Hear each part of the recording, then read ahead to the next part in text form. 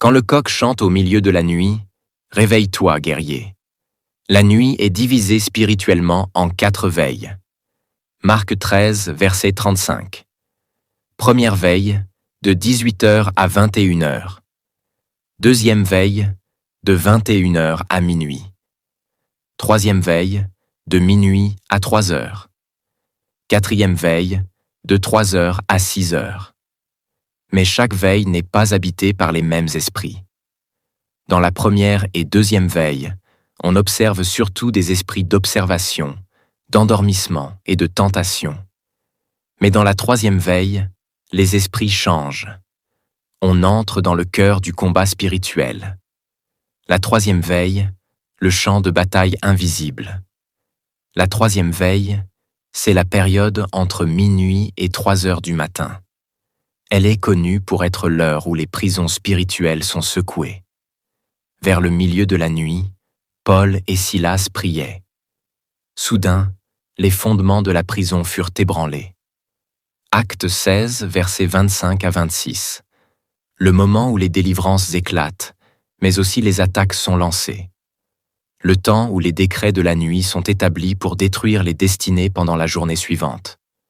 Le chant du coq, un signal spirituel. Naturellement, un coq ne chante pas avant 4h du matin, souvent à l'approche du jour. Mais quand un coq commence à chanter entre minuit et 3h, cela peut indiquer un mouvement anormal dans l'atmosphère spirituelle. Une perturbation invisible que même les animaux ressentent. Certains coqs, dans certaines régions, sont utilisés dans les pratiques occultes comme des espions, des relais ou des sentinelles spirituelles. Quand un coq chante dans la troisième veille, surtout régulièrement et sans raison naturelle, il peut être en train de lancer un signal dans le monde spirituel. Les enfants glorieux de Dieu sont endormis. Les sentinelles ont baissé les armes. Vous pouvez frapper. Le message pour l'enfant de Dieu. Toi qui dors pendant la troisième veille, comprends ceci.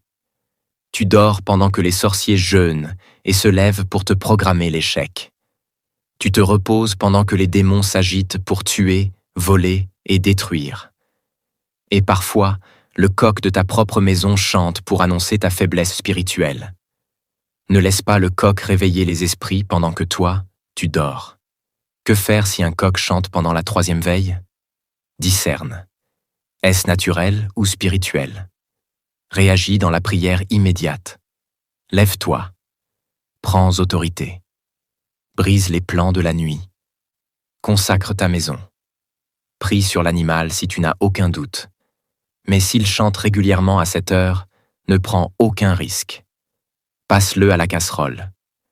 Parce que chez toi, rien ni personne ne doit servir d'antenne aux ténèbres.